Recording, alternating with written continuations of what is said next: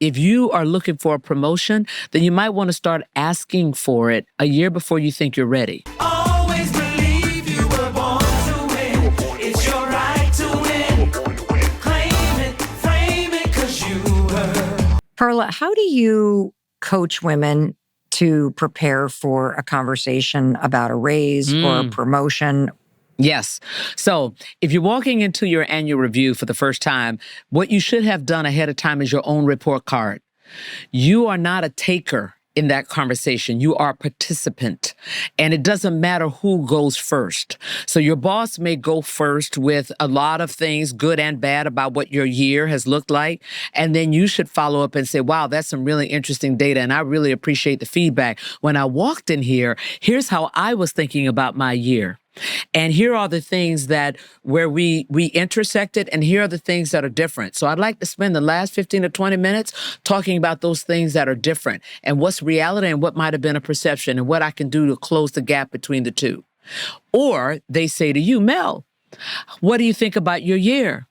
And then you start off, well, here's what I think about my year. Here are the things that I knocked the cover off the ball. I exceeded expectations. Here are the things where I think I was right on the money. And here are the things that I did okay, but I want to work on those things as I think about the next year. But remember, 1/3 of that conversation should be about what you have done. 2/3 should be about what you are prospectively going to do for the organization. And oh, by the way, what resources you need in order to successfully prosecute that. So it's really about understanding that this is your evaluation and that you have the power in this discussion. And for so long and for so often, I would say many of us go in and we're takers. We're like, oh my gosh, what are they going to say? You know, and one of the other things that I say is that if you are looking for a promotion, then you might want to start asking for it a year before you think you're ready.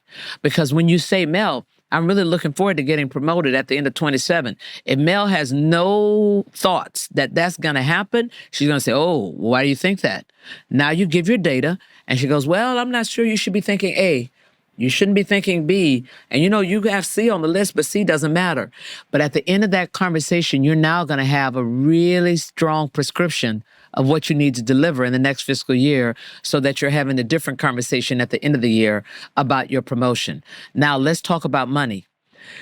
Many of us, and I'm going to say of us because I was guilty too, we go into job interviews so focused on getting the job that we haven't done our homework around the market value of the seat. You ought to know what the market value of the seat is. So when you go into that interview and you crush it, and you get that offer, and let's say the market value of the seat is between $200 and $250, and they say, oh, well, Mel, we're delighted to give you this offer. Your compensation is going to be $150,000 a year. Now you say, wow, I'm so excited to have the offer, and I agree with you. I think I'm going to come in and knock the cover off the ball. However, I'm not in a position to take this offer because I did do my homework coming in, and the market value of the seat is between $200 and $250. And I'm sure you were expecting me to knock the cover off the ball and to give you excellence in my deliverable. And so surely you wouldn't want to pay below market for that which I'm going to deliver. And if the offer was between $200 and $250, I would hit that bid, right? I would hit that bid. Yeah, I'm prepared to do that. But the problem is if you take the 150, then you're sending some poor messages. The first is that you negotiate poorly. The second is that you'll take anything.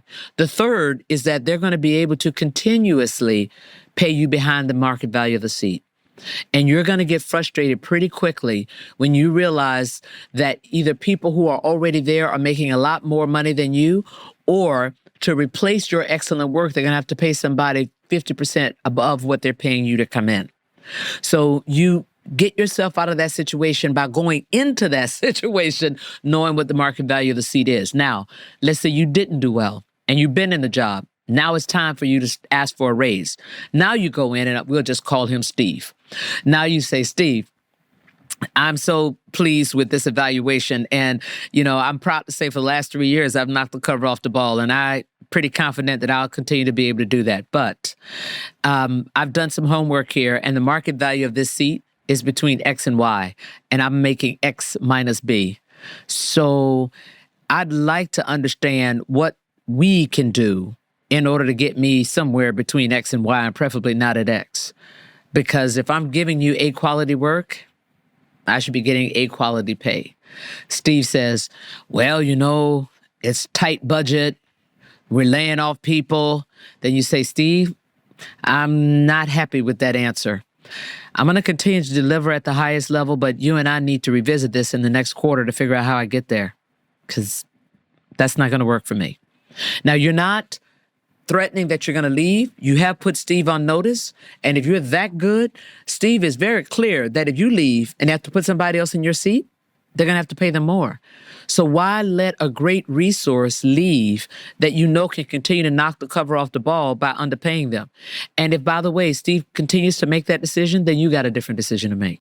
In that instance, isn't that also a giant sign to start looking around? Absolutely. Absolutely, Mel. And that's the thing. If you're that good, even in an environment like we're in now, where the economy is tough and many companies are laying off people, it's been my experience after almost 40 years on the street that even when companies are laying off people, they are selectively hiring. Because every company likes to feel like they're using a tough economy as a way to upgrade, if possible. And I can't think of one industry where that has not been the case. So you can't allow the exogenous factors distract you from doing what you need to do in order to maximize your success. If these pearls were useful to you, then like, comment, and subscribe to my YouTube channel. I'll give you a few more pearls that'll help you to maximize your success.